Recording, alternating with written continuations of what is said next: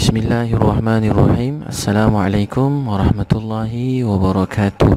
Nahmaduhu wa nasta'inuhu wa nastaghfiruh wa na'udzu billahi min shururi anfusina wa min sayyiati a'malina. Man yahdihillahu fala mudilla lahu wa man yudlil fala hadiya lahu. Wa nashhadu an la ilaha illallah wa nashhadu anna Muhammadan abduhu wa rasuluh. Amma ba'd. Alhamdulillah, tuan-tuan dan puan-puan sekalian yang Allah sayangi, yang Allah kasihi, yang Allah SWT cintai sekalian.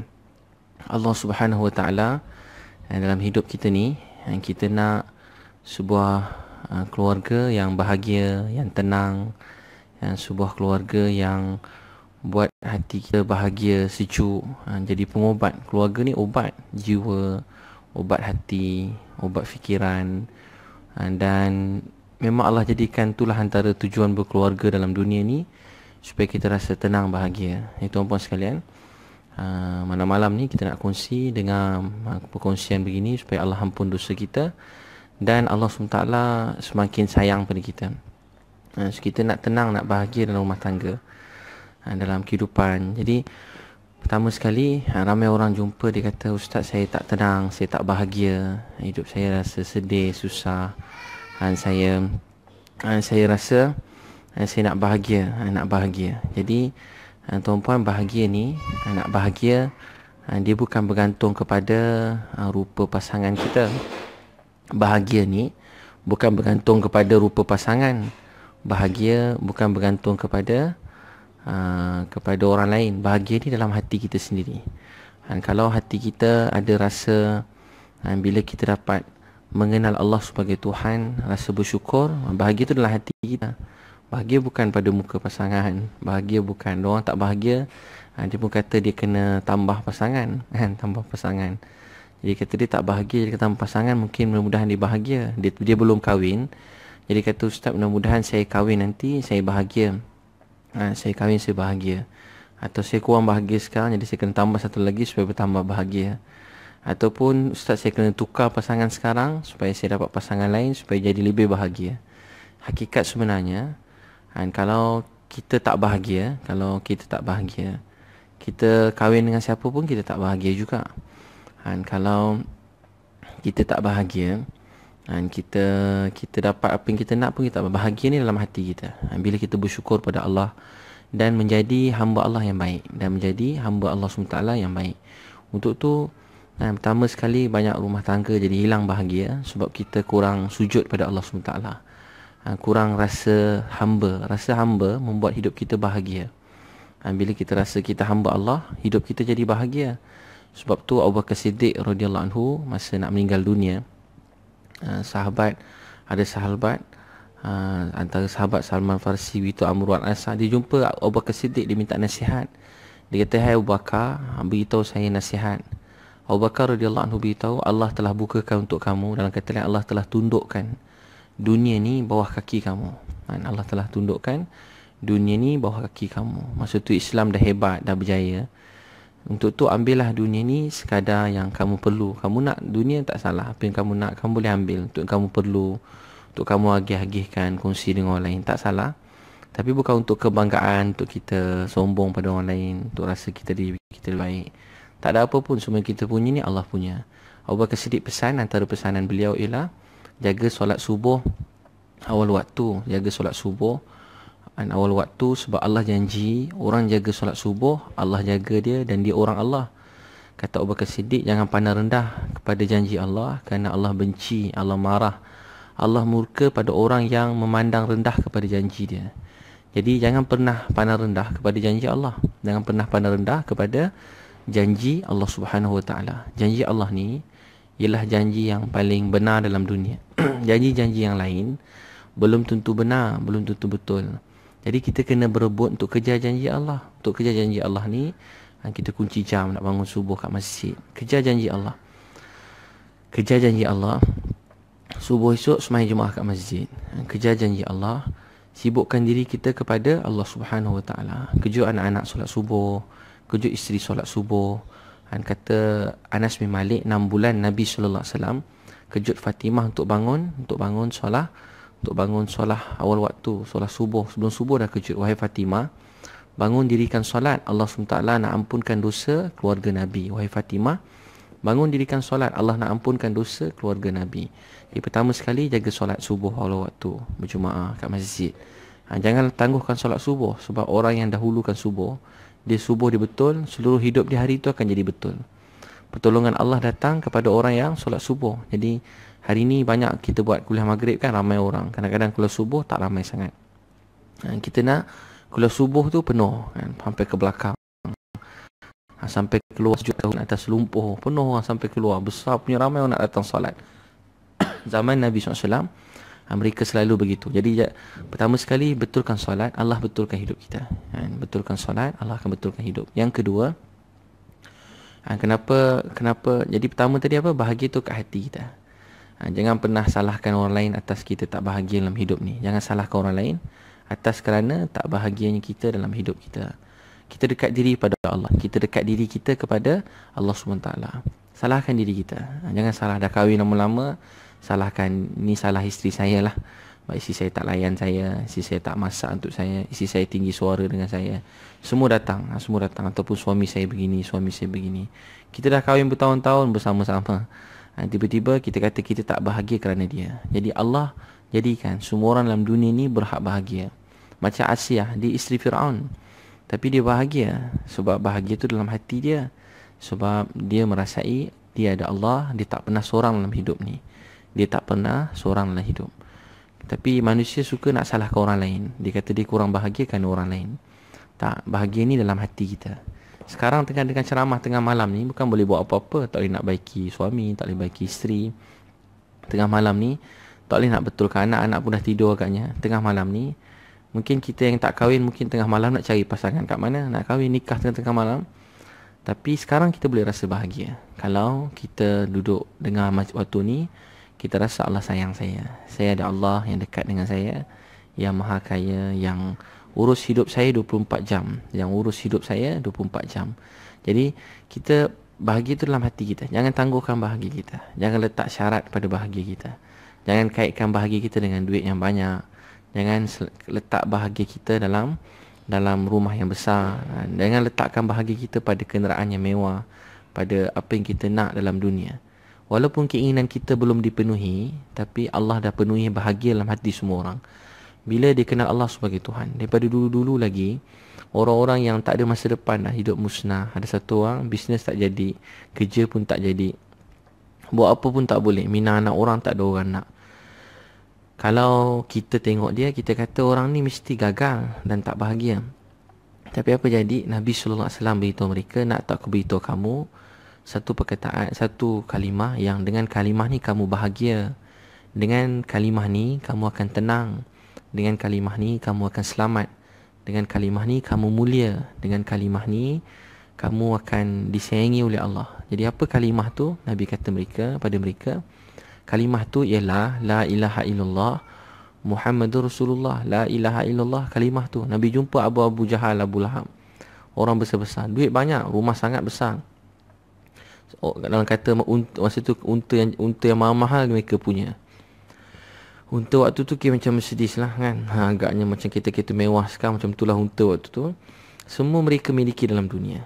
Tapi mereka tak tenang. Walaupun dia jadi orang besar-besar, orang kaya, mereka tak tenang. Nabi beritahu mereka, nak tak aku beritahu satu kalimah, yang dengan kalimah ni kamu berebut kuasa kat sini. Dengan kalimah ni, bukan dekat sini, Allah akan tundukkan dunia ni bawah kaki kamu. Nabi beritahu pada Abu Jahal, Abu Lahab, aku nak beritahu kamu satu kalimah, yang kalimah ni akan membuat seluruh dunia ni akan tunduk bawah kaki kamu. Jadi rupa-rupanya dengan kalimah membuat orang tu boleh buat satu dunia tunduk bawah kaki dia. Dengan kalimah. Jadi orang pun tak faham macam mana dengan kalimah seluruh dunia boleh datang bawah kaki kita. Maksudnya ialah Allah beri hati kita luas, dan kita pergi mana dalam dunia pun hati kita rasa tenang, rasa bahagia, dan Allah boleh buat apa sahaja. Dan sebab tu kita tengok zaman Nabi SAW, Nabi wafat, zaman sahabat, dunia ni bawah kaki orang Islam. Dunia ni bawah kaki orang Islam. Jadi banyak besar kita kena memahami kalimah ni. Yakin bahawa tiada yang boleh beri saya tenang bahagia melainkan Allah. Cakap pada anak, wahai anak, tak ada siapa boleh bagi Along bahagia melainkan Allah. Wahai anakku yang ayah sayangi, ayah sayang awak kerana Allah. Tak ada yang boleh bagi awak tenang bahagia melainkan Allah. Begitu pada isteri yang abang sayang awak. Tak ada siapa boleh beri awak dan abang bahagia, sayang dan abang bahagia melainkan Allah. Jadi kalau kita berlari rapat menuju kepada Allah, Allah akan beri ketenangan dalam hati kita, yang walau kita memiliki satu dunia, kita tak boleh beli tenang. Tenang ni tak boleh beli. Untuk tu hargai ketenangan dalam hidup ni. Jangan kejar benda yang tak ada. Yang ada ni kita syukur. Yang ada ni kita syukur. Apa yang tak ada kita boleh usaha nak sebagainya, tapi jangan terlalu nak sangat. Jangan terlalu nak sangat. Bila kita terlalu nak sampai doa dengan Allah, ya Allah saya nak ni, tolonglah bagi, jangan tak bagi. Kalau macam tu, kalau kita tak dapat, kita kecewa. Kita mula marah orang, dan paling berat, kita mula menyalahkan Allah Subhanahu Wa Taala. Dunia ni obat dia ialah sangka baik. Sangka baik kepada isteri, sangka baik pada suami, sangka baik pada anak-anak, sangka baik pada mak ayah, sangka baik pada alim ulama, sangka baik pada orang sekitar kita, dan kemuncak sangka baik dan kebahagiaan, sangka baik kepada Allah. Sangka baik pada Allah ialah ubat bagi segala masalah, kerunsingan, kegelisahan, stres. Sangka baik pada Allah. Memang Allah tu baik, tapi hati kita yang buruk, tak boleh nak sangka baik pada Allah yang maha baik. Orang yang kemuncak kemusnahan hidup seseorang, dia mula menyalahkan Allah. Dia sangka buruk pada Allah. Dia sangka buruk pada semua orang. Paling berat sekali kemuncak, dia mula salahkan Allah. Allah punya pasal ni. Ni Tuhan, kenapa balik-balik saya? Lepas saya susah, saya lagi. Kenapa saya? Jadi jangan pernah sangka buruk pada Allah. Apa yang terjadi dalam hidup kita baik, untuk kita jadi lebih baik, untuk Allah sayang kita. Allah sayang kita. Allah nak beri sesuatu yang lebih baik. Tadi ada satu anak muda tanya saya. Satu anak muda, dia kata, Ustaz, kenapa apa yang kita nak ni banyak benda, ni boleh, ni tak boleh, ni boleh, ni tak boleh. Apa yang adik kata boleh tak boleh? Remaja perempuan, dia kata saya nak ni, saya nak. Kenapa Allah sekat? Kenapa nak kena susah, nak kena ni, macam-macam lah. Anak arak, berjalan, lelaki perempuan. Betul, dia kata hiburan seronok anak-anak muda sekarang. Dia kata saya nak ni, nak ni. Saya kata kat adik tadi, adik suka tak kalau adik ada mak, yang mak adik ni buat dosa, curang kat ayah adik? Ada banyak lelaki dalam dunia, adik suka tak? Dia kata dia tak suka. Adik suka tak kalau ayah adik main-mainkan perasaan mak adik? Siapa nak mak ayah macam ni? Saya tanya tuan-puan, siapa sayang mak ayah macam ni? Mak buat kerja jahat siang malam, ayah pun tipu mak siang malam, bergaduh siang malam. Siapa anak-anak yang boleh terima keadaan ni? Tak ada anak-anak dalam dunia. Kita dah tua-tua ni pun sakit jiwa kalau mak ayah kita begitu. Kita pun kesian, sayang kat dia. Jadi semua orang dalam dunia nak mak ayah yang baik. Kita pun kalau ada jadi mak ayah, kita nak anak kita baik. Anak kita jujur, jaga akhlak, jaga adab, jaga batasan, jaga akhlak. Tapi kita sebagai ayah, kita dah jadi ayah yang baik ke belum? Jadi kesimpulannya, orang yang paling jahat dalam dunia pun dia nak isteri yang baik. Orang yang paling jahat dalam dunia pun dia nak anak dia baik. Orang yang paling teruk dalam dunia ni, dia pun nak kawan-kawannya mengelilingi dia ialah orang baik. Dia kaki tipu, kaki rasuah, zalim pada orang. Tapi dia tak nak orang keliling dia semua penipu, kerja makan. Jadi dia susah, nanti kena berebut-rebut dengan orang lain. Silap dia kena tipu dengan isteri dia sendiri. Dia kaki tipu, tapi dia tak nak isteri tipu dia. Dia kaki tipu, kaki buat jahat, tapi dia tak nak suami ni jahat pada dia. Kesimpulannya, agama ini ialah fitrah yang sesuai dengan diri kita. Allah sayang kita. Allah tak nak kita ni susah. Ramai orang bila buat jahat, akhirnya dia tak percaya sendiri kepada orang lain. Sebab dia ingat semua orang jahat macam dia. Dia resah sendiri. Dia buat jahat, dia resah. Dia buat jahat, dia resah. Dia khianat orang, tapi dia resah. Dia zalim pada orang lain, aniaya hidup orang lain. Tapi Allah buat hati dia tak tenang, resah. Malam tak boleh tidur. Orang yang zalim pada orang, malam tak boleh tidur. Malam jadi gelisah. Jadi pertama sekali untuk bahagia dalam hidup ni, kita sangka baik pada Allah. Banyakkan solat, jaga solat waktu, sembahyang subuh. Dengan keluarga, bangun dirikan solat. Ajar keluarga dekat pada Allah. Dan bahagia dan solat ni tak boleh dipisahkan. Lagi kita jaga solat, lagi Allah sayang kita. Jadi Allah, kita semua Allah jadikan untuk bahagia. Yang kedua, dan rumah tangga ni, penyelesaian banyak masalah rumah tangga dalam dunia ni. Mana-mana jumpa saya beritahu amalan ni dengan penuh yakin. Saya kata kalau buat amalan ni, tuan-puan banyak kali dengar, tapi dah hidupkan ke belum? Saya sendiri pesan diri saya, kalau hidupkan amalan ni, kalau rumah tangga tak bahagia, tuan-puan buat setiap hari bersama pasangan, anak-anak, InsyaAllah Rumah tangga saya dan tuan-puan semua akan bahagia. Jadi tenang. Apa amalan tu? Dalam rumah hidupkan suasana majlis taklim wa taklum. Dan kata lain, belajar dan mengajar. Belajar dan mengajar. Banyak orang hidup ke amalan ni, rumah dia jadi tenang, jadi bahagia. Dalam hadis, rumah yang dibacakan Quran dan hadis, mana-mana tempat ada Quran hadis, malaikat akan memenuhi rumah kita. Penuh dengan malaikat. Rumah kita penuh dengan malaikat. Penuh dengan malaikat sehingga rumah kita bercahaya-cahaya macam bintang. Daripada langit, rumah kita, daripada pandangan Allah, pandangan malaikat, rumah kita nampak bercahaya-cahaya. Jadi dalam rumah hidupkan amalan taklim. Dalam masa 4 bulan, kalau keluarga tak berubah, saya selalu kata tampar muka saya kuat-kuat. Tapi saya check lah, kalau baca sekali seminggu, saya tampar balik semula. Hidupkan amalan taklim. Saya gurau tu hidupkan amalan taklim dalam rumah. Hidupkan amalan taklim. Bila hidup amalan taklim, ada satu orang pelajar darjah 6 jumpa mak bapak dia tak semayang, dia nangis. Saya kata cuba hidupkan amalan taklim kat rumah. Dia kata, Ustaz, ayah saya tak semayang, mak saya tak semayang. Saya sayang mak ayah saya, tak nak mereka masuk neraka. Saya kata cuba buat amalan taklim dalam rumah. Dia buat amalan taklim, tak lama mak dia mula semayang, bapak dia mula semayang. Saya ingat ada seorang kawan saya, dia masa remaja-remaja ke Suruh Pendek. Mak bapak pun datang ambil anak asrama ke Suruh Pendek. Bapak pun tak pakai tudung. Tapi balik rumah dia buat amalan taklim. Dia buat amalan taklim. Biasa mak ayah dia datang tak pernah singgah surau. Tapi sekali ni datang, tiba-tiba mak ayah datang semayang sekali. Pakai dah tutup aurat sempurna, semayang sama-sama dengan dia. Saya pun terkejut, dia semayang sekali dengan anak dia. Tiba-tiba ayah dia ni jumpa saya panggil. Dia kata, ayah ni ustaz ni kawan saya ajar saya buat taklim kat rumah. Ni kawan saya ajar saya buat taklim dalam rumah. Sekarang masa tu dah cerita lama, masa remaja, mak ayah dia dah mula semayang. Sebab kesan amalan taklim. Saya selalu jumpa orang-orang yang jahat-jahat, yang baca Quran pun tak pandai, yang membaca pun tak pandai. Tapi bila dibuat taklim dalam rumah, rumah tangga tu jadi bahagia. Jadi bahagia. Untuk tu hidupkan amalan taklim dalam rumah. Hidupkan, belajar mengajar. Penting tuan-puan mulakan taklim wa taklum. Maksud dia belajar dan mengajar. Zaman Nabi, sahabat, semua rumah-rumah orang Islam ni tempat belajar dan mengajar ilmu agama. Belajar dan mengajar ilmu agama. Ada sekali dia buat amalan taklim. Anak dia pukul dia. Anak dia isap dadah, pukul bapak dia. Saya ringkaskan, saya suruh buat amalan taklim. Dia pendakwah. Suami isteri pendakwah. Tapi anak dia sampai pukul bapak dia kat rumah. Saya kata, abang ada buat amalan taklim kat rumah tak? Anak isap dadah nak duit. Ada buat amalan taklim? Dia tak ada buat amalan taklim. Saya kata, buat amalan taklim kat rumah. Tak cukup kita hantar sekolah agama. Tak cukup, ramai orang tanya saya, mana madrasah nak hantar anak saya, mana sekolah nak hantar. Saya beritahu, sekolah madrasah ni sebagai bantu anak-anak kita. Tapi asasnya ialah dalam rumah tangga. Dalam rumah tangga kita, hidupkan amalan taklim wa taklum. Walaupun dia lelaki perempuan, kalau dia hidupkan amalan ni, esok dia kahwin, rumah tangga dia insya-Allah akan bahagia. Rumah tangga dia akan bahagia. Ini amalan yang ada pada Masjid Nabawi zaman Nabi sallallahu alaihi wasallam. Jadi hidupkan taklim wa taklum, belajar ilmu agama, Quran dan hadis Nabi sallallahu alaihi wasallam. Antara asas yang utama, tuan-puan baca hadis Nabi. Baca hadis Nabi. 5 minit mula-mula baca Quran, cek Fatihah. Contoh cek surah. Saya baca surah Fatihah. Saya suruh isteri saya periksa yang dengar abang baca, betulkan. Maafkan abang tau, dah 8 tahun kahwin, tak pernah dengar Fatihah awak. Abang minta maaf ya. Dengar Fatihah isteri. Banyak tanggungjawab kita pada isteri, pada suami. Dengar yang abang baca Fatihah. Nangis baca Fatihah. Sebab dah 8 tahun tak kahwin, Fatihah pun tak pernah dengar. Cakap nak masuk syurga sama-sama.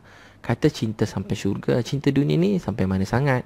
Mungkin esok lusa kita tinggalkan dunia. Tapi kalau nak jumpa balik, rindu balik isteri kita, bidadari kita atau suami kita, pasangan hidup kita, nak jumpa balik, kita kena hidup ke rumah tangga dengan Quran dan hadis Nabi sallallahu alaihi wasallam. Kita tengah-tengah baca dalam rumah tangga, macam tadi tu, Haji tadi dia baca dalam rumah dia. Bila dia baca-baca, tiba-tiba anak dia yang isap dadah tadi, apa dia buat? Anak dia berlari, tengah baca taklim, dia lari tak dengar, cabut lagi. Tiba-tiba dia tengok majlis taklim ni terus datang, dia duduk sekejap, dia cium tangan kaki ayah dia, tangan ayah dia nangis. Cium dahi ayah dia nangis. Budak jahat tiba-tiba pandai nak cium tangan ayah, kaki ayah. Dia cium kaki ayah dia nangis. Dia kata, ayah, abang minta maaf.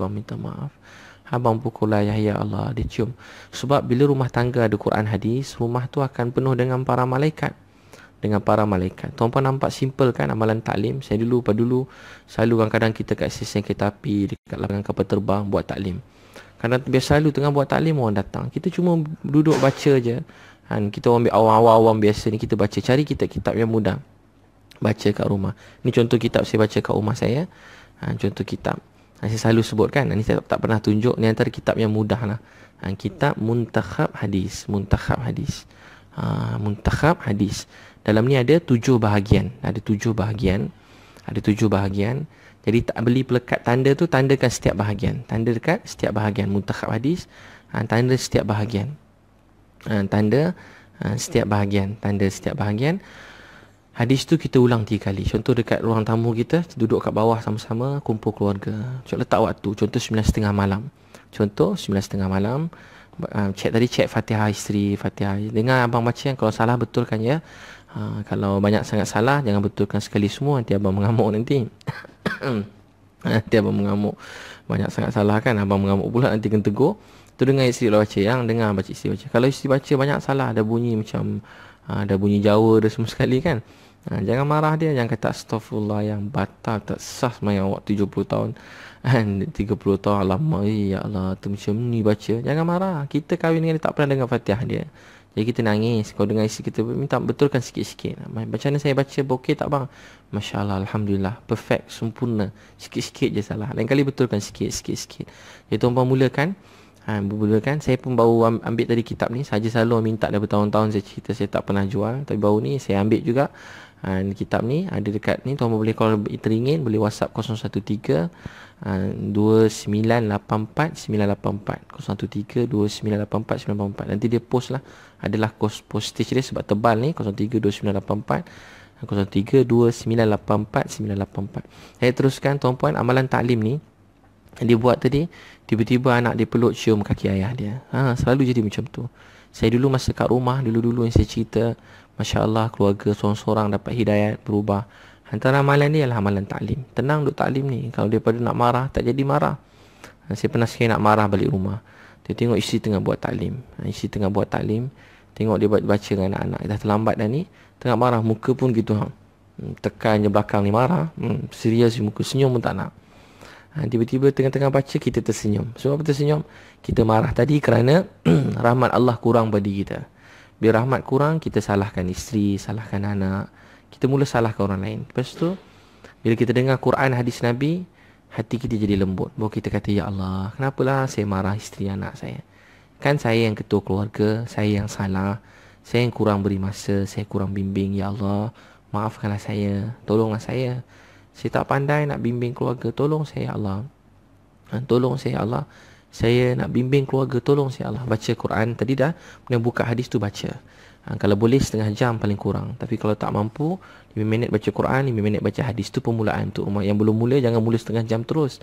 Nanti keluarga tak tahan, tak biasa. Biar keluarga datang rasa cinta, baru tambah sikit-sikit masa.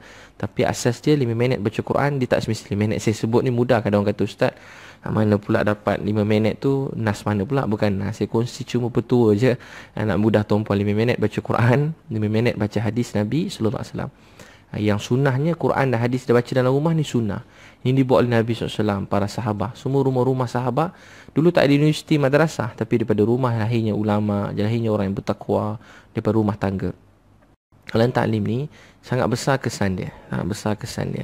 Yang penting perubahan dalam rumah tangga. Saya tak nak cerita yang ajaib, tapi nak cerita juga. Yang lepas-lepas ada rumah-rumah yang buat taklim. Bila tsunami datang, rumah kiri kanan kena, tapi rumah dia selamat. Allah beri sebab amalan taklim. Dekat Palestin ada amalan taklim. Dia tengah buat dekat Gaza ni. Kawan saya cerita daripada Gaza. Isteri dia kat anak dekat rumah, dia tengah pergi tempat lain. Tiba-tiba orang bom rumah dia. Takdir Allah, bom tak pergi rumah dia. Walaupun nak letup ke rumah dia, tak pergi, pusing ke lain. Ni cerita-cerita ajaib. Tuan-puan nak percaya boleh, tak percaya pun tak apa. Cerita-cerita. Tapi saya nak kongsi bukan tu. Saya cuma nak kata Allah suka amalan taklim dalam rumah. Quran dan hadis Nabi SAW dibacakan. Ada suasana belajar dalam rumah. Baru rumah kita jadi tenang, jadi bahagia. Kita kadang-kadang macam mana nak tegur. Ada orang pernah bawa anak dia tak bertegur. Dia kata berapa kali lah kes macam ni, dia suruh tolong bernasihat anak ni. Anak dia dah 2 tahun tak bercakap. Umur berapa? Baru belasan tahun, 2 beradik dah tak bercakap. Sebab apa mak ayah tak mampu nak tegur anak dia tadi? Sebab dalam rumah tak ada amalan Quran, hadis Nabi. Tak ada amalan. Bila tak ada amal, tegur dengan marah. Time makan marah anak kan. Time makan marah. Astagfirullah. Dah solat? Belum. Astagfirullah. Neraka lah kau kan. Anak tengah tidur. Baru dia dah penat. Tidur lambat. Kita marah. Dah solat belum? Astagfirullah. Belum solat. Ya Allah. Neraka kau. Jadi ayah kita nerakakan anak tu. Anak tu pun dah tak nampak cantik dan indahnya agama ni. Sebenarnya agama ni ada ribu-ribu kelebihan. Ya Allah. Kalau tuan-puan baca dalam muntakhab hadis ni, saya selalu kongsi dengan tuan-puan antara kitab yang selalu saya ceritakan daripada kitab ni lah. Doa-doa malam-malam. Dengar pun rasa tenang, rasa seronok. Kita yang tua-tua ni pun rasa seronok, rasa bahagia. Kita semua bukan manusia. Kita ingat anak-anak je suka. Tak, orang tua pun sama. Bila dia kena puji, dia dihargai, dia rasa makin baik dia, makin lemah lembut dia, makin penyayang dia. Cuba kan isteri kita kemas rumah cantik. Dia kata, ya Allah yang cantiknya rumah. Ya Allah, macam mana awak kemas yang? Abang kalau 3 hari kemas pun tak dapat macam awak kemas ni. Walaupun dia tahu kita tengah mengayat dia, tapi dia rasa tenang. Dia tahu kita tengah tipu dia ni kan. Bukan tipu lah. Kita tengah puji lain macam luar biasa pujian tu. Tapi dia rasa bahagia, rasa gembira. Dan bila dia gembira, dia makin semangat nak buat. Semakin semangat nak buat. Seorang-seorang boleh baca. Jadi bila hidup amalan taklim dalam rumah tangga, seorang-seorang boleh baca. Mulakan seorang-seorang. Contoh suami tak nak duduk, isteri tak nak duduk. Jangan paksa. Ada kawan saya kan, dia kerja satu syarikat. Dia banyak jumpa ustaz minta air penawar. Dah minum dah air penawar ke, tapi isteri tak berubah. Saya tu bukan satu gelas air penawar. Kalau saya mandikan dengan air penawar pun belum tentu jadi baik kan. Belum tentu jadi baik. Dia bukan masalah air penawar tu. Masalahnya hati kita. Taklah salah nak baca Quran. Nabi selalu sunnah juga. Nabi orang jumpa, Nabi ada air, Nabi baca kat air tu. Ada hadis yang sahih. Orang jumpa, Nabi bacakan air dan beri mereka untuk minum, untuk sebagai ubat. Biasa Nabi SAW buat. Tapi bukanlah maksudnya, asal usaha ni ialah kita kena bangunkan keluarga dengan ilmu dan dakwah. Ilmu dan dakwah. Dia pun baca, kata cuba hidupkan taklim kat rumah. Ada tak? Dia kata tak nak dengar. Dia benci hadis-hadis ni. Dia sekolah agama tapi semayang pun tak nak. Tengok TV je isi saya ni. Dia kata macam tu lah. Tak pernah semayang. Ada orang macam tu. Dia tak nak semayang. Tak tahu kenapa. Dia kata syaitan lah datang, saka lah apa semua, dia tak nak semayang. Jadi saya kata cuba hidupkan dalam taklim dalam rumah. Dibuat kali pertama, tapi dengan kasih sayang. Saya suruh bagi hadiah, baca sendiri. Dia baca seorang-seorang suami ni. Baca seorang-seorang. Isteri tak nak dengar. Isteri dia buat tak tahu, dia pun baca kat sudut seorang-seorang. Baca pelan-pelan, kuat sikit je, jangan kuat sangat. Isteri tengok TV, ajak tak nak, dah hilang. Kadang-kadang untuk keluarga kita dengar cakap kita, bukan kita tunjukkan kekerasan kita, tapi bila mereka hormat, sayang kita, perkataan kita menjadi lembut untuk masuk dalam hati mereka. Kalau kita buat untuk Allah sayang, untuk Allah suka, dia akan jadi harmoni, tenang. Lepas tu saya takut kalau pergi ceramah mana-mana, motivasi anak-anak selalu saya buat, mak ayah, pejabat. Ada orang kata ustaz, dia kata basuh dia orang ni. Kadang HR kata basuh.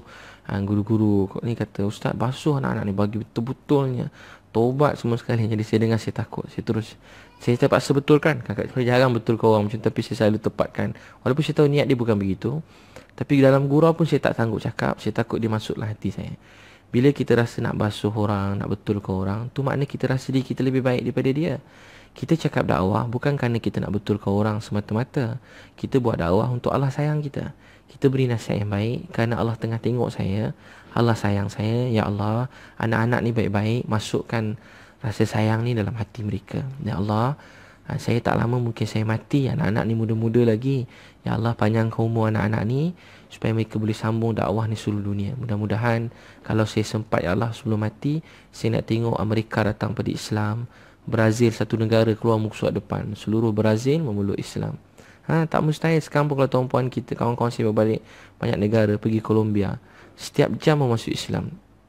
Setiap jam masuk Islam. Ada orang masuk Islam. Setiap hari ada orang masuk Islam. Tapi tak ada madrasah, tak ada pondok. Dia masuk Islam sebab dia boring agama lama dia. Dia boring. Dia tak percaya dah, kena tipu dengan agama lama dia. Jadi dia masuk Islam. Jadi tak mustahil anak-anak ni sobat. Kita melihat orang dengan rasa sayang. Tengok pasangan yang tak baik, pandang baik. Ya Allah, kalau dia jadi orang baik, bukan saja dia boleh baikkan keluarga ni, bahkan dia boleh Islamkan seluruh dunia. Allahu Akbar. Jangan pandang rendah. Satu orang Islam pun, kata Sayyidina Ali, sudah cukup untuk menyelamatkan kita daripada api neraka. Dalam Sayyidina Ali kata, satu orang jauh daripada Allah, kita bawa dekat pada Allah, lebih baik pada kita Islamkan 10 orang kafir, 10 orang yang tak Islam. Islamkan satu orang bukan Islam pun telah menjadi penyebab untuk kita masuk syurga. Jadi anak, isteri, suami, mulakan amalan taklim. Dia boleh mulakan seorang-seorang. Dia bagi bunga kat isteri dia. Macam tu pujuk. Kita mengorat balik isteri kita. Kita mengorat balik suami. Mengorat anak-anak. Tawan hati anak-anak balik. Anak-anak kan dia dahaga teman untuk berbual. Anak-anak ni, dia dahagakan untuk berbual. Sekarang kita tak bagi masa untuk bercakap dengan dia. Tak tanya pun, tak berbual pun. Pandang pun tak nak. Pegang tangan, tarik. Cakap pun tak pusing muka. Macam mereka tak ada harga untuk kita pandang. Semua orang lain cakap kita pandang. Dia bukan siapa-siapa kat kedai. Mana-mana orang kita pandang muka dia. Orang tak pandang kita rasa tak hormat. Ini anak kita cakap tak pandang. Mak ayah cakap tak pandang. Jadi beri masa untuk mereka, tuan-puan. Dia mulakan taklim dalam rumah. Tengah dia baca, isteri tengok TV je biasa. Dia buat hari-hari, dia bagi bunga. Tiba isteri dapat bunga, dengar hari-hari dia, daripada jauh datang dekat. Abang baca apa ni? Dia kata tak ada apa lah yang ni hadis Nabi SAW. Sikit-sikit belajar nak tarik rahmat Allah. Abang bacalah kuat sikit. Dia pun baca kuat sikit dia pun baca. Dia tak pelik pula. Dia dengar, dia baik-baik. Dia mulakan kat rumah. Dia dengar. Isteri dengar sekejap. Tiba-tiba esok isteri dia tunggu lagi. Baik, suami dia baca. Bila suami dia tak ada, dia tertunggu-tunggu. Dia tertunggu-tunggu bila nak hidupkan amalan taklim. Bila nak hidupkan amalan baca hadis. Alhamdulillah hari ni isteri dia dah mula solat. Ramai orang kata berubah ni kena pelan-pelan. Tapi kalau tak ada usaha untuk berubah, dia tak akan boleh berubah sampai bila-bila. 100 tahun pun tak cukup untuk berubah. Sekiranya tidak ada usaha dijalankan. Tuan-puan tengok sebuah kilang, banyak barang keluar, 24 jam barang keluar. Sebab apa kilang tu mengeluarkan barang? Adakah sebab kilang tu besar? Betul lah kena kilang besar. Sebab dalam tu ada orang manusia yang sedang menguruskan mesin-mesin yang tak berhenti untuk mengeluarkan produk hasil. Jadi untuk melahirkan manusia yang baik, zaman Nabi, masjid cuma 4 tiang. Pelepah tamar, sujud atas lumpur. Lampu pun tahun tahun 8 Hijrah, lewat bawah lampu ada. Gelap gelita. Bergelap gelita, sujud atas lumpur. Masjid yang tak rupa masjid, cuma bentuk macam ada pelepah-pelepah tamar. Bila hujan, sujud atas lumpur. Tapi bukan bangunan masjid, tapi amal masjid tu. Apa amal masjid tu? Dalam masjid tak berhenti ada orang buat dakwah. Di dalam rumah tak berhenti orang buat dakwah. Dalam rumah tak berhenti ada amalan belajar mengajar Quran. Quran dan hadis Nabi. Dalam rumah ada suasana ibadat. Bangun malam menangis. Orang terkesan. Pernah sekali ada satu orang saya dengar dia masuk Islam sebab apa? Dia ni kerja dia pembunuh upahan. Satu hari takdir Allah orang marah dia, orang upah dia untuk bunuh, ada pun pendakwah yang datang dia upah untuk dibunuh. Ini cerita zaman sekarang, cerita benar. Orang yang kita terjun dalam dunia dakwah ni macam-macam Allah beri kita jumpa kan. Kalau kita terjun dunia bola, kita kenal setiap pemain, tahu setiap cara main. Politik dia yang sebalik tabir pun kita tahu siapa beli, berapa bayaran dia. Jadi kalau kita terjun dalam dunia dakwah ni, kita jumpa macam-macam. Jadi satu dia nak tembak daripada atas. Masa dia nak tembak, daripada atas. Masa dia nak tembak, tiba-tiba dia tengok orang ni tengah berdoa menangis. Nak tembak, ni cerita zaman sekarang. Kalau negara dia nak tembak, dia tengok orang tengah doa nangis. Dia tengok tengah nak tembak tu, dia lap air mata. Tengah nak tembak, lap air mata. Sebab Allah beri dia hidayat. Allah beri dia hidayat. Jadi amalan taklim ni besar. Tuan-tuan mulakan dalam rumah tangga. Mulakan. Isteri dia mula berubah. Mula berubah. Saya pernah ada sekali. Jadi jangan pandang rendah pada mana-mana orang. Jangan pandang rendah pada mana-mana orang. Pada isteri, pada anak, suami. Rasa sayang. Buat amalan ni. Ada orang dah kahwin bertahun-tahun tapi tak pernah dengarkan Quran, hadis Nabi SAW. Maka hadis ni bahasa Melayu. Bahasa Melayu ada 7 bahagian. Yang pertama bahagian iman. Tentang kebesaran Allah, akhirat. Saya baca baru ni pasal iman. Nak nangis kan keluarga baca. Tak nangis lah, hati menangis kan. Anak-anak ramai melompat-lompat tak sempat juga nak nangis kan. Anak kecil-kecil main-main, biar tutup TV, simpan iPhone, iPad mereka semua simpan. Handphone apa semua tu semua simpan, sorok sekejap. Anak main-main kecil-kecil tak apa, lompat, pukul-pukul sikit. Yang kita sibuk marah pula, sampai habis taklim tu, mak kerja marah, bapak kerja marah, boleh gili-gili baca, suami baca tu, isteri baca. Atau kalau anak-anak baca dengan mak ayah kat rumah. Ya Allah, saya ingat lagi kat India, kat Azamgarh, Uttar Pradesh, sampai sekarang saya ingat. Ada seorang anak muda, dia mula-mula dapat hidayat. Dia bawa mak dia, dia bawa kakak dia, dia bawa semua adik-beradik dia perempuan. Dia bawa mak dia sampai jadi Jadi macam ustazah, mak dia yang jahil, jadi macam ustazah. Baca Quran macam maknanya orang belajar, macam orang belajar agama sampai ke mana Mesir ke Jordan ke. Dia cakap agama, orang suka dengar makcik tua. Tahu tak dia dapat hidayah daripada siapa? Daripada anak dia. Sebab anak dia kat rumah baca taklim. Hari-hari baca taklim dalam bilik. Jadi mula amalan ni Allah akan ubah keluarga. Saya pernah ceritakan satu orang anak dia JRO tu, dia tanya macam nak buat amalan kat rumah. Dia kata buat taklim rumah. Dia pun buat.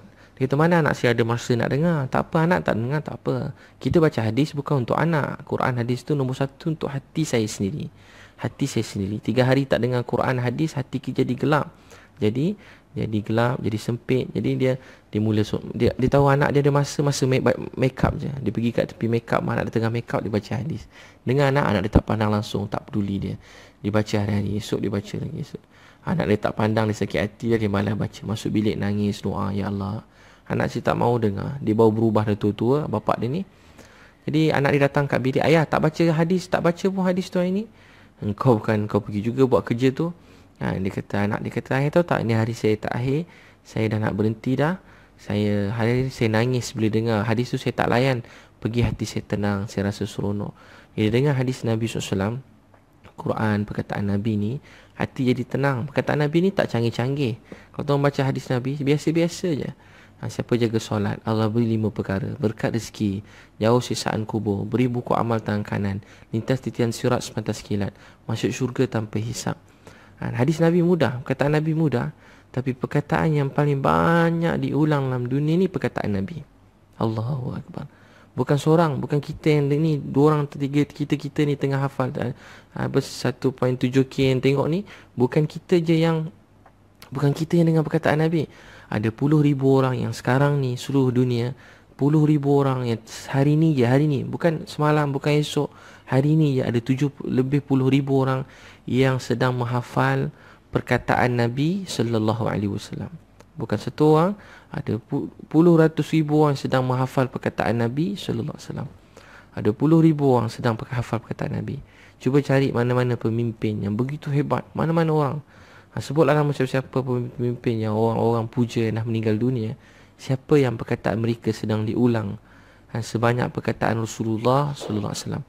Jadi hadis ni ada nur. Quran, perkataan Nabi ni memberi kesan dalam hati kita. Allah yang buat, Allah yang beri kesan tu. Allah yang beri kesan. Perkataan Nabi tak sama dengan perkataan kita. Perkataan Nabi ni ada memberi kesan pada hati. Ada cahaya, ada nur.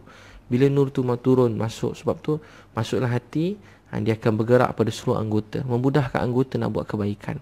Kita dah tua-tua ni pun dengar kelebihan tahajud, nangis seorang-seorang. Saya pun dah lama tak dengar cerita pasal sembahyang tahajud, duha, nangis seorang-seorang. Sebab ya Allah, macam ni sekali. Macam ni. Baca hadis bab iman, bab solat, bab akhlak pun kita ya Allah. Nombor iman, kemudian bab solat, kemudian bab ilmu, tentang kepentingan ilmu, zikir, doa amalan Nabi ajar. Kemudian bab akhlak, ada tanda setiap bahagian tu. Bila baca bab akhlak, nangis. Sebab macam mana baik kena ya Allah, sampai kena macam mana kita dengan isteri, dengan suami, dengan anak-anak. Nabi kata yang terbaik di kalangan kamu ialah orang paling baik terhadap ahli keluarga mereka, dan aku orang paling baik terhadap ahli keluarga aku. Tentang akhlak, tentang ikhlas, bukan tebal pasal ikhlas. Setiap tahun ayat permulaan ada ayat Quran tentang tu, kita baca terjemahan dia. Ayat Quran tu kalau boleh baca, kemudian baca terjemahan dia.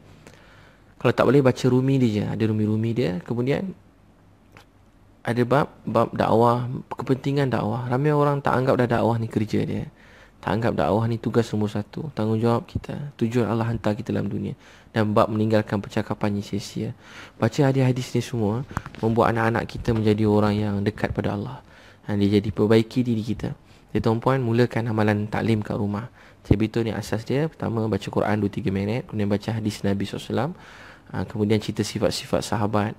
Kemudian bentang keadaan seluruh dunia agama, dekat Amerika, dekat Rusia, dekat Brazil, dekat Argentina, dekat Korea, dekat China, dekat Hong Kong, dekat Taiwan, dekat India, dekat Pakistan, dekat Bangladesh, dekat Nepal, cerita dekat Sri Lanka. Sri Lanka orang Islam sana minoriti, tapi sehingga semua anak-anak Islam, kebanyakan anak mereka yang ulama, yang semua ada perniagaan sendiri.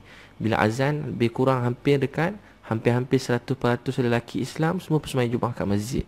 100% lelaki Islam sembahyang Jumaat kat masjid. Masa dekat stesen kereta api kat Sri Lanka, tengah duduk Jumaat-Jumaat nak buat dakwah ni, ada anak bawa makanan, budak bawa makanan. Dibagi setiap orang tengah menunggu ni dapat makanan percuma. Tengah menunggu dapat makanan percuma. Kenapa ni? Dia kata mak saya memang suruh saya masak. Mak saya masak banyak-banyak sebab bapak saya dah meninggal dunia. Mak saya nak ambil kebaikan daripada orang berdakwah. Jadi dia siapkan macam banyak-banyak bekas ni.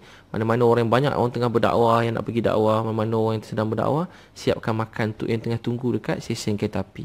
Sampai macam tu. Dekat Sri Lanka, setiap hari orang Hindu banyak masuk Islam. Maaf kan, banyak orang bukan Islam masuk Islam. Setiap hari orang masuk Islam kat Sri Lanka. Kat Sri Lanka, sampai setiap masjid ni ada je orang buat dakwah. Baru ni saya dakwah satu tempat, baru saya fikir betapa pentingnya. Contoh dulu masa Sukma kat Malaysia, kita risau bala turun. Sebab bala turun, banyak orang datang, macam-macam maksiat terjadi, macam-macam orang datang buat tarik bala. Orang kita pun sediakan perkhidmatan macam-macam. Jadi apa dia buat? Tanya kat ulama. Ulama kata hidupkan setiap masjid-masjid sekitar dengan jemaah-jemaah buat dakwah. Segi satu masjid, dia kata kotor ada dalam ni, nanti tanas kotor, orang sukan bawa kasut masuk bilik air, pecah cermin, berlatih masuk. Saya kata bagus, biar dia pecahkan cermin, biar dia kotor. Masa ni kita nak khidmat mereka dan kita dakwah mereka supaya mereka balik negara mereka esok jadi da'i. Supaya mereka balik ke Brazil esok jadi da'i, balik ke Amerika esok jadi da'i, balik ke Thailand esok mereka jadi da'i. Biar surau kita, tingkap boleh ganti, kapet boleh ganti, biar kotor. Kita boleh bersihkan, tak mampu nak bersih, upah orang lain bersihkan. Masjid bukan nak cantik-cantik, nak bagi berkilat masjid. Jangan ada satu habuk pun, jangan orang tu pijak habuk marah, tak. Biar habuk tu jatuh, biar orang kotorkan masjid kita. Biar, yang penting tu tanda dakwah sedang berjalan. Yang datang pakai seluar pendek datang masjid, perempuan tak pakai tudung, pakai skirt masuk masjid, orang bukan Islam datang masuk masjid, itu tanda dakwah sedang dijalankan. Tapi kalau yang datang masjid semua ada janggut macam saya, pakai kopiah, tu tanda dakwah tak jalan. Orang sama sembahyang setiap hari. Sedangkan kat luar sana banyak orang-orang yang perlu didakwah. Orang kata alhamdulillah ustaz, kat KL, Selangor, bandar ni dakwah dah banyak. Alhamdulillah, syukur. Tapi banyak lagi orang kita kena dakwahkan. Majlis ilmu banyak orang datang, tapi kadang orang yang sama datang. Ni banyak orang tak tahu. Kalau kita bergerak, tak payah jauh, kat flat sekitar kita je, kita boleh jumpa berapa orang ahli masjid, berapa orang bukan ahli masjid. Pergi flat, apartmen sekitar kita, rumah-rumah, teres, mana-mana, kita dakwah mereka kepada Allah SWT. Maaf tuan-puan, jadi mulakan amalan taklim dan rumah. Ni amalan kitab Muntakhab Hadis. Ada 7 bahagian. Tanda setiap bahagian, ulang, tu asas dia. Paling kurang baca tu. Kalau tak mampu, suara semua senyap, tak, ni baca je hadis.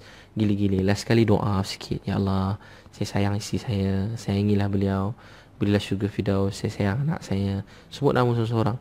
Ajar anak-anak kita sebut nama pakcik makcik, kita sebut biar dia orang amin. Nanti dia orang tambah sepupu-sepupu, anak-anak saudara, atuk nenek, pakcik-pakcik dah meninggal dunia. Sebut nama-nama banyak-banyak. Ya Allah, anak pun belajar doa. Ya Allah, ya, banyak orang kita doakan, dia pun jadi sayang. Oh, ayah saya sayang dekat ni, sayang kat ni. Semua nama kita sebut. Jiran kita kiri kanan, kita sebut doa untuk dia. Di Cina doa, bukan Islam pun kita doa. Kita sayang semua nama ni. Kita sayang orang Cina, kita sayang orang Hindu, kita sayang orang Buddha, kita sayang orang Kristian, kita sayang semua manusia dalam dunia. Kita nak semua bahagia masuk syurga tu je. Kita nak semua bahagia, semua masuk syurga.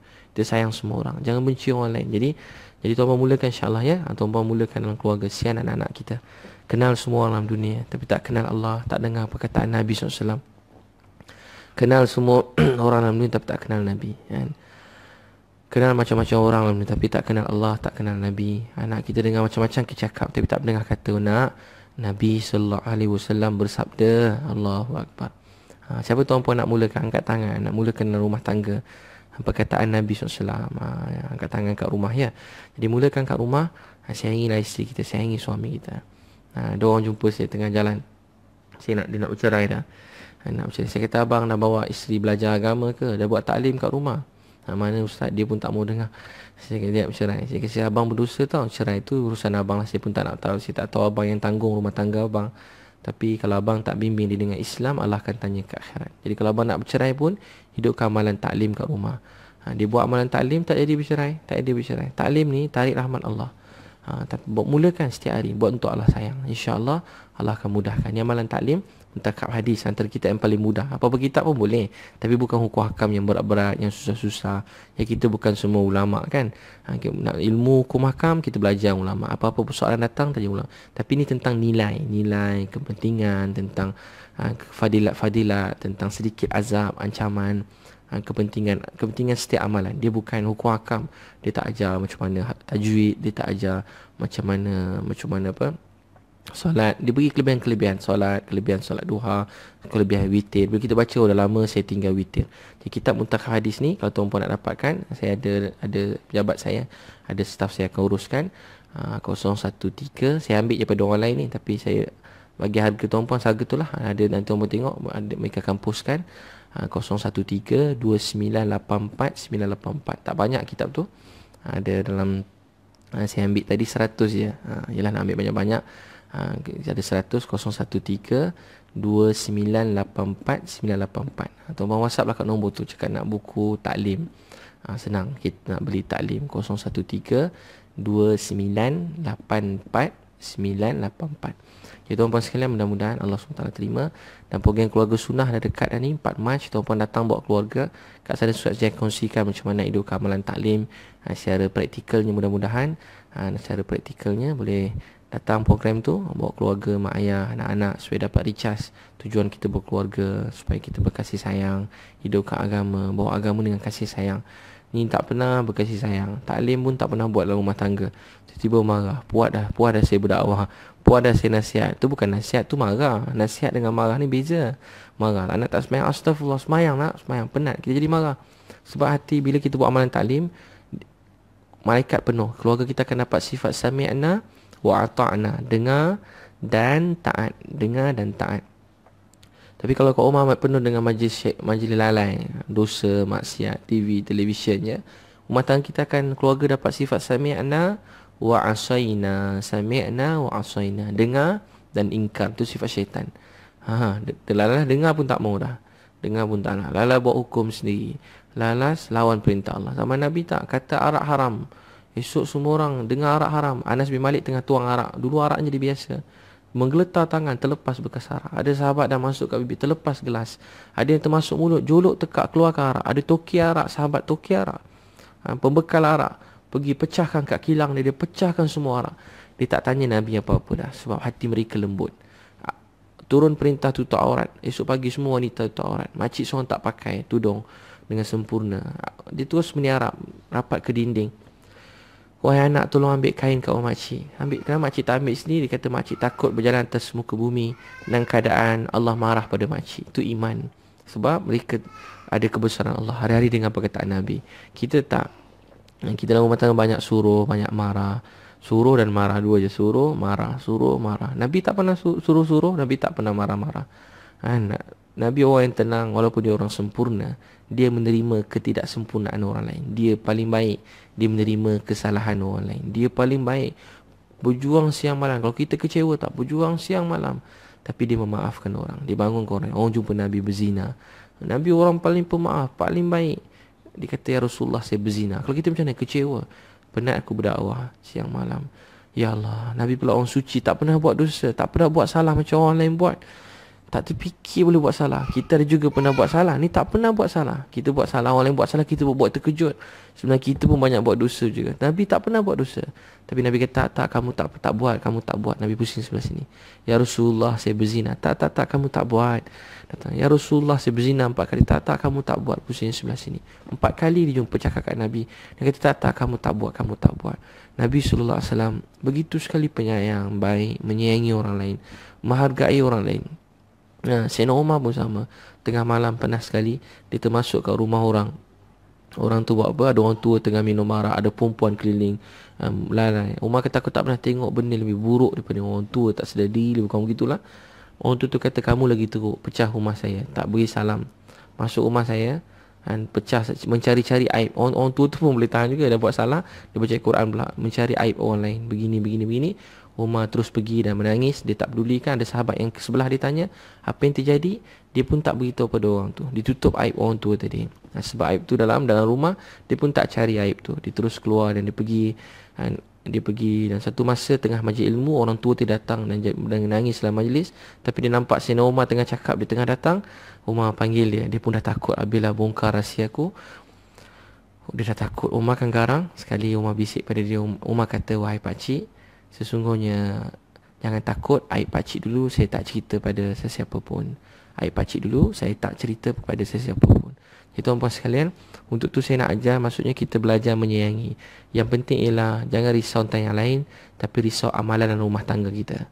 Jangan terlalu risau yang lain, tapi risau amalan dan rumah tangga. Dia mulakan kat rumah, tak amalan taklim. Mulakan kat rumah amalan taklim. Jadi ni dekat Keluarga Sunnah ni boleh dapat, tuan-puan boleh WhatsApp 1736668848, daftar www.keluargasunnah.com. Dan buku taklim Muntakhab Hadis, semua bahasa Rumi lah ni. Bukan Jawi, Rumi. Hadis dia dalam Arab lah, tapi pendek je hadis tu. Ada terjemahan dia, atau hadis tu ulang 3 kali. Kalau boleh dalam keadaan beruduk, seperti duduk dalam solat, seperti duduk dalam solat. Anak-anak kecil biar, anak-anak memang Allah jadikan dia untuk main. Jadi dia melompat, terbang biasa. Nabi pun sama, dia sayang cucu main atas kepala, pijak atas belakang, naik atas belakang, pijak. Jangan marah anak-anak. Kita tak boleh marah anak-anak. Anak-anak melompat-lompat kat belakang kita, nama pun anak-anak. Tapi kita orang tua ni penting jangan main. Ada tua-tua pun tak nak dengar taklim, main-main lagi, tengok TV, main game, main motor, main macam-macam permainan tak berhenti-berhenti. Itu tak patut. Saya cakap tu dik saya lah, dah tua-tua tapi kita tak sedari, itu tak patut. Tapi kalau anak-anak main-main tak apa. Anak-anak main-main tak apa. Muntakhab Hadis tuan-tuan boleh dapatkan, boleh WhatsApp 0132984984, 0132984984. Saya tengok dulu satu orang yang saya hormati, dia selalu beritahu, dia teramai orang kata saya dah beri masa pada keluarga. Sebenarnya masa untuk keluarga ni apa dia? Masa yang berkualiti dengan keluarga. Buat amalan taklim. Ni lepas isyak kadang kita sibuk ke sana ke sini. Kalau dakwah tak apa juga, entah ke mana-mana, pergi sana sini. Balik rumah kita dah kerja pada pagi sampai pukul 7. Lepas tu warak kita pergi masjid, maghrib isyak, kuliah habis pukul 10. 9.30. Sampai rumah apa buat mula sekali? Beri salam, peluk keluarga, baca hadis dulu. Lepas baca hadis dia akan jadi tenang. Bawa anak-anak, peluk-peluk, cium-cium, berbual dengan anak-anak, dengan isteri, tamunya mak anak tu. Daripada siang dia tunggu je bapak dia cium anak, tak cium-cium dia lagi. Kalau kita cium dia, esok dia semangat nak jaga anak-anak. Kalau tak, anak-anak pula dia tak peduli. Jadi mulakan amalan taklim dalam rumah tangga. Dia akan rasa tenang. Betul, boleh tengok buat taklim ni. Tengok kadang-kadang sekali isteri pula baca. Bila dia baca tu kita tengok muka dia bercahaya je. Lain macam. Baca tu yang patut setengah jam cuci kaki isteri, yang sudahlah 10 minit jadilah. Saya gurau tuan-puan, mulakan amalan taklim dalam rumah tangga. Dia jadi tenang. Tengok muka suami tak handsome pun jadi handsome. Muka isteri yang tak lawa pun jadi lawa. Ini bukan saya nak promote apa tak. Betul-betul ni tengok muka isteri jadi tenang. Tengok muka anak-anak jadi tenang. Bila nur masuklah hati, tengok muka keluarga rasa tenang yang luar biasa. Memang Allah jadikan keluarga ni tenang, penyejuk mata yang luar biasa. Di dalam amalan taklim ni dia akan datang ni. Tapi mula-mula ujian lah. Kadang-kadang nak main-main, kadang-kadang ni tak nak duduk, ni tak nak duduk, nak tengok TV susah. Mula-mula macam tu. Saya pun dah mula dulu buat, lepas tu dah tinggal sekejap. Dia katalah tak sampai berapa hari saya tinggal, seminggu tu saya tinggal. Lepas tinggal, nak ajak anak marah, melenting anak kecil bibik ni. Baru setahun dulu masa dulu ni, masa anak 2 orang je. Campak ni marah. Tapi bila kita buat kan, 2 hari je buat, hari ketiga anak tutup TV. Taklim, anak berlari tutup TV. Terkidik-kidik ambil kitab, berebut ni semua nak baca. Lepas tu yang kecil-kecil pun sibuk. Dah sama sekarang kecil-kecil pun sibuk nak ambil tudung. Bila tanya taklim nak ambil tudung. Anak yang kecil ambil tudung. Anak yang apa, yang berbaby pun dah mula ambil kopiah dah. Baru setahun lebih dah berebut ambil kopiah ayah dia. Ambil. Kadang tersilap, anak yang setahun lebih ambil tudung mak dia. Tengok masa duduk dengan mak banyak, bapak jarang ada kat rumah, ambil tudung mak dia. Bagi kopiah. Dia dalam rumah jadi suasana amalan yang begitu tenang, begitu bahagia. Saya ingat ada satu orang kesan bapak dia didik dengan taklim. Taklim kat rumah dengan sunnah, ambil uduk sebelum taklim sebaik-baiknya. Apa jadi bila kat sekolah anak dia macam apa kasidah macam itulah. Tengah dia kasidah, dia ada nama Nabi SAW, salah tak kena ayat bahasa Arabnya. Jadi ustaz dia, ada seorang orang luar yang ustaz alim telah betulkan.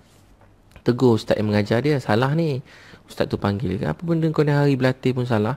Dia marah pula, cuba baca balik semula. Dia tak nak baca, dia senyap je. Dia kena tegur, dia senyap. Ustaz dia marah, dia nangis. Waktu lepas rehat, ustaz dia suruh baca balik. Dia baca, tadi kenapa ustaz suruh baca tak baca, sekarang baru baca. Dia kata, ustaz, tadi saya tak ada wuduk. Saya nak selawat pada Nabi SAW. Saya lebih bahagia kalau saya ada wuduk. Saya lebih bahagia kalau tak wajib selawat pada Nabi ada wuduk. Tapi ni panggil adab.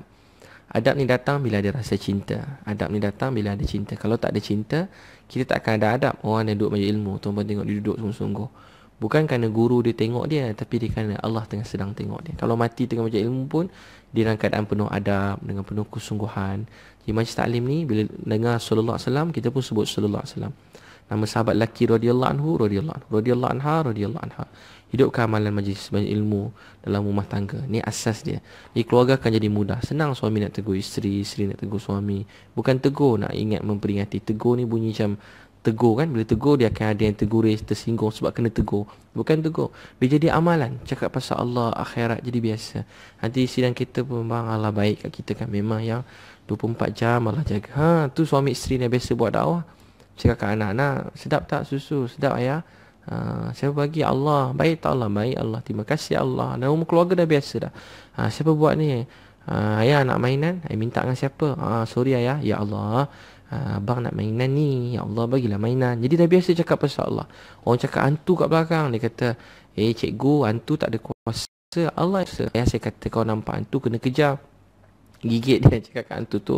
Wahai hantu-hantu semua, saya hamba Allah, saya tak boleh takut selain daripada Allah. Orang cakap ni, kau ni nak mati ni. Ini orang buat ni, saka ni. Jiran sana buat, jiran sini buat.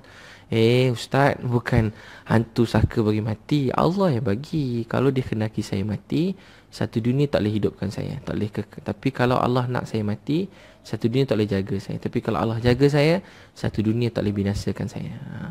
Sesungguhnya, apa yang Allah tentukan untuk saya pasti akan terjadi. Apa yang Allah kata bukan, pasti tak akan terjadi. Tidak akan satu orang mati melainkan Allah yang matikan dia. Tidak akan hidup melainkan Allah yang hidupkan dia. Apa yang Allah tentukan untuk saya, kebaikan Allah pasti beri. Apa yang Allah kata bukan milik saya, satu dunia pun tak mampu nak beri pada saya. Ini percakapan yang betul. Daripada kecil Nabi ajar Ibnu Abbas. Hei Ibnu Abbas, fazillah, ya fazka. Jagalah Allah, Allah jaga kamu. Jagalah Allah, Allah jaga kamu. Jagalah Allah, Allah jaga kamu. Kalau kamu letak Allah depan kamu, agama kat depan, Allah akan sentiasa jaga kamu di mana pun kamu berada. Nampak Nabi ajar orang Islam ni kuat. Jangan takut hantar kat Amerika. Di mana pun kamu berada, Allah bersama kamu. Pergi Rusia, di mana pun kamu berada, Allah bersama kamu. Pergi China, pergi Thailand, naik kapal terbang, kat bumi, naik kereta api, dalam tanah, atas, tak takut. Orang Islam tak takut. Tak takut sebab hidup mati kita bila Allah tentukan. Yang penting dalam keadaan kita taat, berzikir. Naik kapal terbang, berzikir. Naik kereta api, berzikir. Dalam laut, berzikir. Atas laut, berzikir. Sebab Allah bersama dengan saya. Jadi orang beriman, mereka tak takut selain pada Allah. Kita bukan. Jadi berusaha hidupkan amalan taklim dalam rumah tangga supaya jadi biasa ingat memperingati. Jadi suami pun tak payah ingat kadang dia buat salah, dia baca hadis di sini ternampak, ya Allah saya salah ni. Tapi kalau tak jadi susah. Sampai ada saya terkejut bila orang tanya soalan. Suami isteri bukan sikit tau, banyak. Dia tak berbual dengan suami 2 minggu. Macam mana suami isteri hidup tak berbual 2 minggu? Ya Allah ya Rabbi. Sebab dalam rumah tak ada asas amalan taklim. 2 minggu boleh tak bercakap. Suami isteri duduk serumah 2 minggu tak bercakap. Kita orang tak kenal pun. Kat bus stand kau duduk sebelah senyap. Saya dah tak tenang. Duduk sebelah orang kat bus stop kan, senyap kan, tak tegur-tegur. Itu pun rasa macam sakit jiwa rasa. Macam pandang. Itu orang kita tak kenal. Suami isteri serumah tapi 2 minggu tak cakap. Ya Allah, 2 minggu duduk rumah, anak pun tak pernah bercakap dengan bapak dia. Sebab tak ada waktu nak bersama. Tak ada waktu nak bersama. Kadang-kadang ada keluarga yang bahagia, makan sekali, tidur, berjalan, tapi nama Allah tak disebutkan. Akhirnya mereka, Allah cabut bahagia, ketenangan dalam rumah tangga tu. Kalau Allah beri pun hati mereka tak tenang, jadi resah. Itu orang mulakan taklim dalam rumah. Inilah punca kebahagiaannya sebenarnya. Agama ni fitrah, sesuai dengan jiwa kita. Kita nak semua orang keliling kita baik, tapi kita tak berusaha untuk menjadi baik. Jadi bila kita jadi baik, Allah akan beri kita tenang. Jadi orang baik, hati kita tenang, hati kita bahagia. Kita memulakan insya-Allah. Mudah Allah Ta'ala terima. Cukuplah malam-malam ni. Semoga Allah tambah rezeki, kebaikan, beri bahagia sampai syurga, anak saleh-salehah. Mudah-mudahan yang dengar ni, tadi 1,008 ni 1,400 orang. 400 dah nak bangun tahajud awal. Alhamdulillah, tidur awal sikit. Jadi dia niat bangun tahajud. Kalau tak bangun pun dapat pahala. Yang penting subuh berjemaah kat masjid, 2 rakaat tahajud, doa apa kita nak semua Allah beri. Apa saja nak, apa saja kita nak. Awak apa pun minta, benda yang canggih-canggih kita nak. Yang kat manusia kau dengar terkejut, dia muntah, dia kau macam-macam minta. tapi Allah nak beri kita semua. Apa saja kita nak Allah beri, kekayaan Allah akan tetap kaya. Allah tak perlukan kita semua, tapi dia nak beri apa kita nak. Jadi bangun malam tahajud, doa, ya Allah, saya nak buat taklim kat rumah saya, tolonglah saya, bantu saya nak rumah tangga saya macam rumah tangga Rasulullah SAW. Quran dan hadis diperdengarkan. Dapat buku taklim ni boleh WhatsApp 0132984984. Ada 100 buku tu kat pejabat saya. Tuan-puan siapa nak bolehlah WhatsApp 0132984984. Mudah-mudahan Allah SWT beri taufik dan hidayah untuk amal sampaikan. Wabillahi taufiq wal hidayah. Assalamualaikum. Dan tuan-puan boleh kongsikan video ni supaya mudah-mudahan ramai-ramai yang beri hidayah Allah ni saja tambah-tambah je. Tak boleh beri hidayah pada siapa pun. Mudah-mudahan semua yang dengar ni dapat hidup amalan taklim. Ya Allah, bahagia anak-anak kalau rumah tangga, rumah mak ayah dia ada taklim. Sampai bila-bila dia ada pegangan dalam hidup dia. Ada amalan dia nak buat bila dia berkeluarga esok. Kalau tak tahu nak buat apa. Jadi mulakan taklim dalam rumah, insya-Allah. Wabillahi taufiq wal hidayah. Wassalamualaikum warahmatullahi wabarakatuh. Terima kasih semua. Moga Allah beri bahagia sampai syurga, anak saleh-salehah. Allah kabulkan doa tuan-puan sekalian, cita-cita tuan-puan. Allah selesaikan masalah rumah tangga. Allah beri anak-anak yang baik-baik, suami yang baik, isteri yang baik. Allah beri bahagia sampai syurga. Allah ampun dosa mak ayah kita dah meninggal dunia. Mudah-mudahan pahala yang kita dengar ni malam ni, kebaikan kita dengar Quran hadis Nabi, yang kita hadiahkan pahala dia buat mak dan ayah kita dalam kubur, supaya Allah bina mahligai. Kebahagiaan mak ayah kita ialah kebahagiaan kita anak-anak. Kita tak boleh bagi duit daripada mereka, tapi doa-doa, amalan, taklim dan rumah tangga, amalan-amalan ni kita boleh hadiahkan buat mak dan ayah kita. Wabillahi taufiq wal hidayah. Wassalamualaikum. Dan yang ada hajat yang baik Allah kabulkan. Yang ada masalah pemudahkan, ada masalah hutang, rezeki, yang tanya saya soalan hutang, rezeki, mudah Allah selesaikan. Kalau ada suami yang kuat belasah isteri, mudah-mudahan bertaubat daripada belasah mengamuk dalam keluarga. Jangan jadi macam tu, sebab kalau isteri anak bukan kita punya. Dan yang anak-anak yang belum ada anak, moga Allah mudahkan, beri anak yang soleh-soleh. Wabillahi taufiq wal hidayah. Wassalamualaikum warahmatullahi wabarakatuh.